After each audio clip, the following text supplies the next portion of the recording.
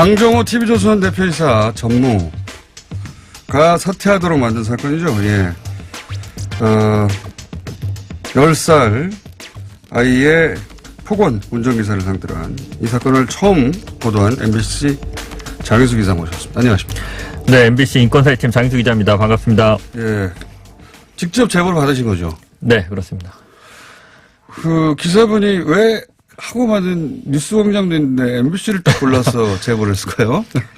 지금 MBC랑 조선일보랑 사이가 안 좋잖아요. 사이는 최근에 PD 수첩 장재현 사건 보도 때문에 지금 소송 중이잖아요. 그런데도 사이는 안 좋은 걸로 안 좋았었는데.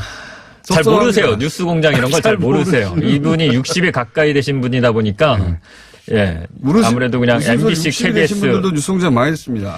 이분은 좀 잘 모르시는 것 같아요. 예. 안타깝네요. 예. 자, 어쨌든 뉴스공장 나간다고 했는데 그게 뭐냐고 물으시죠. 딱 찍어서 MBC를 선택해서 제보를 하셨어요. 그리고 네.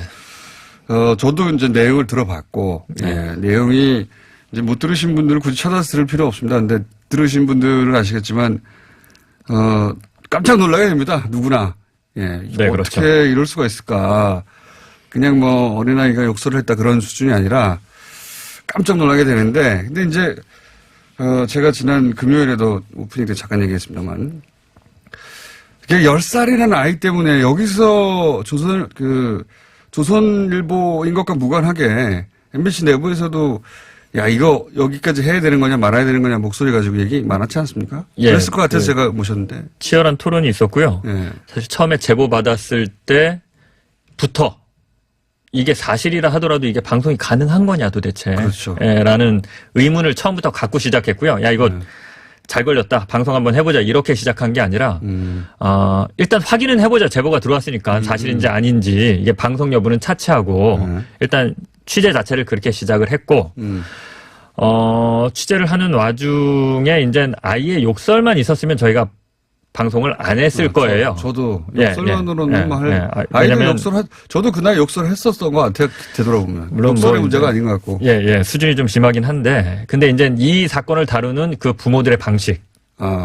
예, 방정호 이주연 씨가 이 사건을 다루는 방식. 그리고 MBC 취재가 들어갔을 때 거기에 대응하는 방식. 이것들은 분명히 문제가 있구나. 예, 아이만의 문제가 아니구나. 라는 것과 그 뒤에 뭐 사실은 직접적인 연관은 없습니다만 그 운전기사가 운전했던 차량 그리고 운전기사가 받은 봉급 이것이 조선일보에서 제공된 것 이거는 분명히 사회적으로 문제가 있는 것이 아니냐. 그래서 이제 이 부분을 살려서 방송을 할 것이냐. 그러려면 이 아저씨가 이 운전기사가 해고당한 이유 바로 그 10살 소녀의 갑질이 나와야 되는데 도대체 그러면 그렇죠. 이걸 보도를 어느 수준으로 해야 되는 것이냐를 놓고 굉장히 치열한 논쟁이 있었고요. 이거를 빼느냐 넣느냐, 뭐 음성 대역을 쓰느냐, 뭐 조선일보를 밝히느냐 마느냐, 뭐 다양한 논란이 있었는데 저희는 최대한 10살 소녀 그 아이에게 초점을 맞추지 않고 한번 좀 방송을 해보자. 그래서 보시면 알겠지만 저희 이게 한 녹음판이 합니다. 맞습니다. 예, 30분 정도 되는 30분이 넘는데 저희 딱 20초도 안 됩니다. 저희가 쓴 그게 그래서 가급적 좀 10살 아이에 초점을 맞추지 말고 어떻게 좀 이걸 좀 알려보자. 이렇게 해서 그렇게 방송을 하게 됐습니다.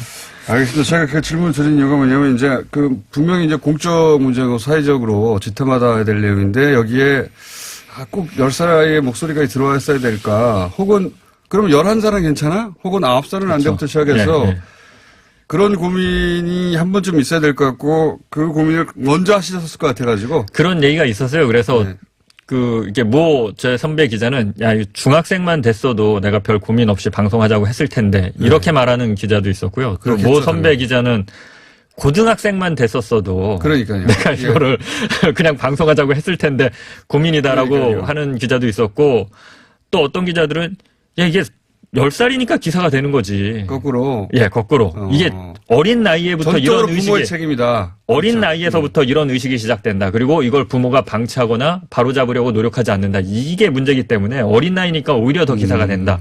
라고 하는 기자도 있었고요. 근데 참 그렇죠. 어려운 문제입니다. 어려운 어떤 문제죠. 게 맞는지는. 예, 저는 그래서 그런 어떤 윤리적 선을 어디서 그어야 되느냐 고민을 먼저 하셨을 것 같아서 한번 들어보고 싶었던 거고 문제가 되죠. 예. 자, 그런데 결국 그 핵심은 뭐 배임했다는 거 아닙니까? 또 하나, 그쵸.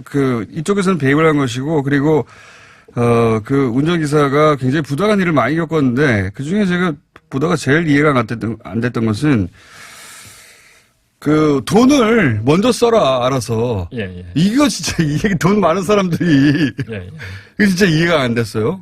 아, 그러니까 이분이 처음에 이거를 예. 당신이 당한 값들을 다 얘기해달라고 했을 때 이거를 계속 얘기하시는 거예요. 예. 이렇게 돈을 내가 먼저 보내고 예. 나중에 주는데 난 이게 이것 때문에 고통스럽다고 하는데 제가 이해를 못했어요. 처음에는 그러니까 귀찮을 수는 있으나 이게 예. 왜 고통이 되고 갑질이 되냐. 그렇죠. 계좌이체 예, 신분한 예. 거 아니냐. 뭐 예, 이렇게 처음에 읽혔는데 그게 아니었어. 예, 이분이 얘기하는 게 이게 그래서 나중에 이제 그 목록을 쭉 봤어요. 계좌 이체한 목록을 봤더니 일단 건수가 많고요. 예. 그리고 액수가 간간히 큰 것들이 있어요. 예. 근데 이분이 워낙 좀 서민이고 그 생활이 넉넉치 않다 보니까 서민이 아니어도 그렇죠. 이게- 아니 왜 자기들 돈을 이런 거거든요.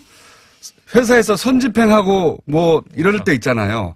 그거예요. 예, 예. 그러니까 이 운전기사분인데 그거 근데 그 이- 30만 원 미리 보내주세요 해놓고 그럼 나중에 자기 주는 돈으로 거죠. 자기 돈으로 줘야 되는 거 아닙니까? 그렇죠. 자기 일단. 돈으로 붙이고 예. 나중에 받는 건데 나중에 이분은 정산하고. 그 몇만 원이 정말 없는 거예요. 그러니까요. 그리고 그게 이분은 또 자기가 돈 관리를 안 하고 와이프가 있으니까 예. 와이프한테 전화를 해요.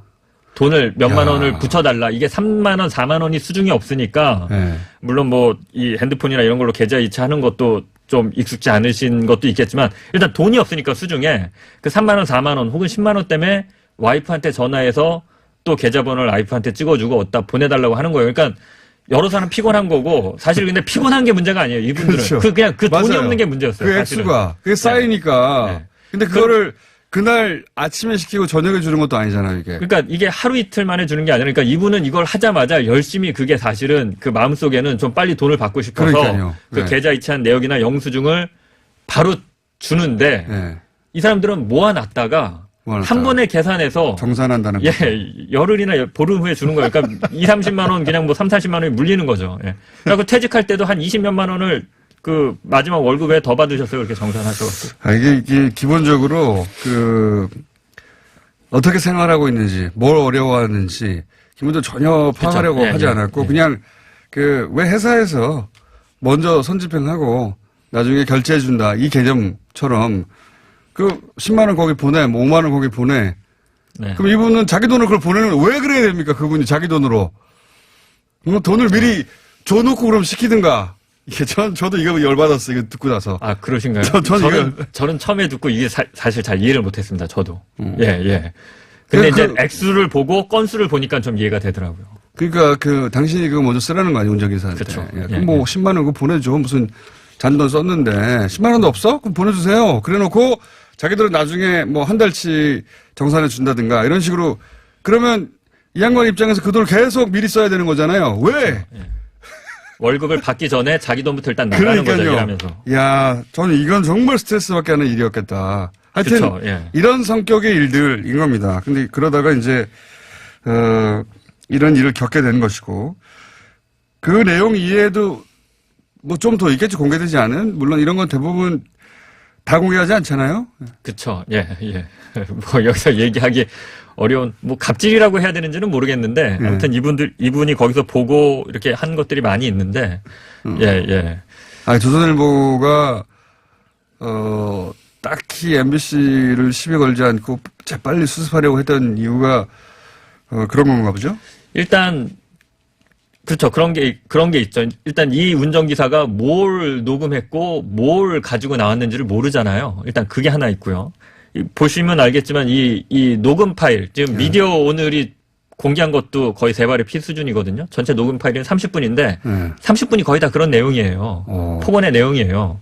그러니까 이게 뭐 계속 이슈가 끌어서 이게 점점 더 공개되는 것도 원치 않을 테고, 또 하나, 네, 배임 횡령 문제죠. 이거는 뭐 본인들도 인정했다시피 배임 횡령이 맞죠. 뭐 저희 용어로 딱 걸린 거거든요. 뭐 어쩔 수가 없는 겁니다. 이게 만약에 수사가 시작되면 과연 그것만 있을까? 거기 오너일가만 해도 방종호만 있는 게 아니라 형 방준호, 그다음에 아버지 방상훈 이런 집들의 운전기사는 많이 다를까? 예, 운전기사만 있냐? 가정부 가사도우미도 있거든요. 뭐 등등 해서. 뭐 대한항공 수사도 결국 그렇게 간 거잖아요. 갑질이 아니라 이제 다른 쪽으로. 그러니까 아마 그런 것들을 생각하지 않나 싶습니다. 예. 이게 초반에는 그 MBC가 보도하고 나서 포털에서 검색이 안 됐다면서요. 예, 뭐 검색도 안 되고요. 기사는 올라가 있는데. 기사는 올라가 있는데, 그러니까 제 기사인데 제가 찾는 게 어려웠어요. 제 기사인데. 그러니까 제가 하다못해 장인수 기자 이렇게 치니까 검색이 되더라고요. 조선일보로 쳐도 검색이 안 되고, 방종으로 쳐도 검색이 안 되고, TV조선으로 쳐도 검색이 안 되고, 디지털 조선일보라고 치니까 검색이 되고, 제 지인 한 명은 디지털은 안 되고 틀로 해야 되고요. 디지털은 안 됩니다. 제 친구 한 명도 짜증이 나서 검색하다가 검색이 안 된다고. 조선일보로 어떻게 검색이 안 되죠? 이 기사. 조선일보로 검색하면 안 떴어요. 예, 미디어 오늘이 기사 쓰기 전까지는. 검색어를 누가 막았다는 얘기인데요, 이건. 그러니까 되게 신기하더라고요. 저는 뭐 그런 거에 별 관심이 없었는데, 이거 보고, 야, 네이버 다음 얘네 진짜. 그런 일 있습니다. 이제 관심을 갖게 됐습니다. 관심 좀 가지세요. 관심을 갖게 됐습니다. 본인이 겪으니까 아시겠죠. 관심을 가지세요. 있어요. 자, 포털에 검색도 안 됐고, 그래서 결국 미디어 오늘이 그 일부를 공개하는 데까지 갔거든요. 예. 그것도 굉장히 순화된 내용이었던 것이고. 그쵸. 이게 앞뒤 맥락을 들어보면, 이게 어떻게 말로 설명해 드릴 수가 없는데, 이 아이가 굉장히 논리적이고 머리가 좋아요. 그래서 어떻게 해야 좀 사람을 괴롭힐 수 있을지 아는데, 그 앞뒤 내용을 들어보면 사실은 더 잔인한 얘기거든요. 맞습니다. 굉장히 저도 이제 텍스트로는 봤는데, 굉장히 잔인하더라고요. 음성으로 들으면 더 하고요. 그럴 것 같아요. 네. 여기 처음에 취재 들어갔을 때 그 부모의 첫 반응은 뭐였습니까? 그러니까 이주연 씨랑 이제 맞닥뜨린 게 처음인데, 이주연 씨가 다 정리했다. 정리됐다? 네, 다 정리했고, 뭐, 별거 더 없다. 예. 근데 부모 이제 엄마죠. 예, 엄마. 근데 제가 이제 황당했던 거는 이분이 그 두 번째 질문에서 대답을 안 하고 이렇게 얘기해요. 어이가 없어서. 어이가 없어서. 예. 이게 이제 그 영화, 그 베테랑인가요? 뭐, 거기 유아인 딱 그 세대잖아요. 상황도 비슷하잖아요. 거기 트럭 운전기사가 돈도 못 받고 해고단 다음에 억울해서 이제 본사 찾아가서 항의하는데 불러서 어이가 없다는 말의 뜻을 아냐 이러면서 얘기하는 거잖아요. 근데 딱 진짜 그런 반응이었어요. 그 불쾌감, 당혹감, 뭐 이런 걸 갖고 나한테 와서 지금 강의를 하고 지금 MBC가 와서 카메라를 들이대고 이게 말이 돼? 뭐 이런 반응. 그리고 실제로 아빠한테 전화를 해서 얘기를 해요. 아빠 MBC가 나 찍고 있어. 이거 이래도 되는 거야? 이렇게. 제 질문에 대답을 안 하고. 이르는 거군요. 예. 아버지가 이제 거기가 수원대였는데 아버지가 전 수원대 총장이죠.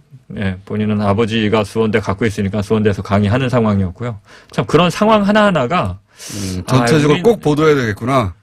그렇죠. 거기서도 약간 이건 보도해야겠다. 이 반응을 봤을 때 이주연 씨의 반응을 봤을 때 그리고 제가 수원대에서 그 목도한 상황. 이게 대한민국 엘리트들 로열 패밀리라는 사람들의 수준인가. 라는 부분들. 전반적으로 그런 메시지를 이 사건에 담고 싶었던 거군요. 예. 제가 이제 시간이 될지 모르는데 이 얘기는 꼭 하고 싶은데요. 시간이 없으니까 짧게 해주세요. 짧게 하겠습니다. 하고 싶은 이야기를. 이게 들어왔을 때 기자들이 이제 갑질의 끝판왕이다. 이렇게 얘기를 했었는데 저는 사실 이게 갑질이라는 표현으로는 다 표현이 안 되고 계급질이라고 생각합니다. 계급질. 예. 왜냐하면 남양유업은 요거 표현 맞았습니다. 이거 잠깐만요. 장현수 기자님이 그 처음 쓰신 표현입니까? 잠깐 들어보세요. 남양유업과 비교해 보면 앞으로 인용해 쓰려고 거기는 이게 본사 영업사원이 대리점 사장한테 욕하는 거잖아요. 그러니까 영업사원과 대리점 사장이라는 관계에서 나오는 그 계약관계, 갑을 관계에서 나오는 겁니다. 그래서 갑질이라고 하는 거죠. 그래서 갑질이라고 하는 건데 이거는 그게 아니에요. 이 여자아이가 이 기사한테 막 할 수 있는 그 근본적인 우월적 지위가 태생에서 나오는 겁니다. 태생에서. 그리고 이 을이 당할 수밖에 없는 게 어떤 계약관계라기보다는 당장 먹고 살 길이 없다라는 그 가난에서 나오는 겁니다. 가난한 집에서 태어났고 40년 동안 그 부잣집의 운전기사를 하면서 열심히 일했지만 결국 극복하지 못한 그 가난.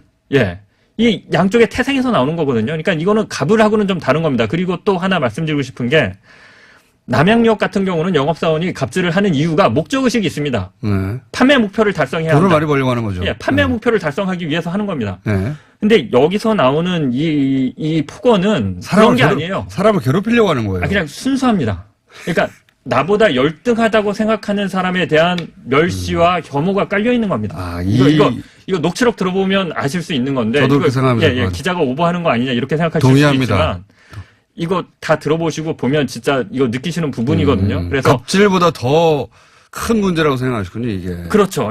그 부분입니다. 이게 그러니까 갑질이 끝까지 가면 갑질이 극단화가 되면 결국 그 마지막 단계는 신분제 사회, 계급 사회가 있는 거고 이 사람들은 이미 우리가 모르는 사이에 그 세계를 만들어 놓고 그렇게 살고 있었던 겁니다. 자기들끼리는. 예. 네. 그리고 이게 그 정말 그 차 안이라는 은밀한 공간에서 녹음을 했을 때 그 일부가 나온 건데 그 상황을 사실 여실히 보여주는 거죠. 예. 계급질하고 와닿고요. 예. 요 표현, 이렇게 제가 왜 여쭤보냐면 제가 계급질 앞으로 검색어 한번 올려주시죠. 계급질 본인이 만드신 겁니까? 그냥 뭐 좀 다른 얘기를 해야 될 것 같아서 어느 순간 오면서 생각했습니다. 좀 전에 예. 굉장히 와닿습니다. 그리고 그 분석이 저도 맞다고 생각이 들고요. 예, 남양유업 사건하고 비교해 보시면 달라요. 뭐가 다른지 아실 예, 겁니다. 예. 다르고 이게 굉장히 예리한 그 조어였어요. 계급질. 앞으로 장인수 기자 발로 인용해서 제가 앞으로 자주 쓰도록 하겠습니다. 네. 이런 얘기를 듣고 싶어서 모셨는데 하나만 더 얘기해 주세요. 안 됩니다. 이제 시간이 없어요. 네, 알겠습니다. 이것도 좋은 얘기인데. 알겠습니다. 네. 한 번 더 나오시는 걸로 하고. 그건 힘들 것 같습니다. 그래요? 네. 아직 시간이 없어요. 그러면 네, 알겠습니다. 30초 버전으로 해주세요. 30초. 진짜로. 이 사람들이 제가 취재하면서 전반적으로 느낀 거는 이 사람들은 대한민국의 법과 제도가 우스워요. 그렇죠. 한국 사회가 우스운 것 같아요. 왜냐하면 이 채용 공고를 냈는데 채용 공고를 이 사람을 뽑을 때 낸 게 아니라 자른 다음에 낸 거거든요. 자른 그 다음에. 자녀 2명의 그 사택 운전기사 등하교육을 시킨다는 걸 이 사람 자른 다음에 그 이후 운전기사 뽑을 때 그러니까 항상 그렇게 공고를 했던 거죠. 네. 그러니까 대한민국의 법과 제도를 조금이라도 의식한다면 자신들의 범죄가 될 수 있는 그런 공고를 그렇게 공개적으로 낼 수 있을까요? 알겠습니다. 자, 계급질. 굉장히 와닿는 표현이었고요. 장인수 기자님, 앞으로 또 모실 일이 있을지 모르겠지만 또 모실 때는 시간을 좀 따로 준비해 놓겠습니다. 말이 많으신 분이군요. 준비한 멘트들이 있어서 그렇습니다. 네. 오늘 여기까지 하겠습니다. MBC 장인수 기자였습니다. 감사합니다. 네, 감사합니다.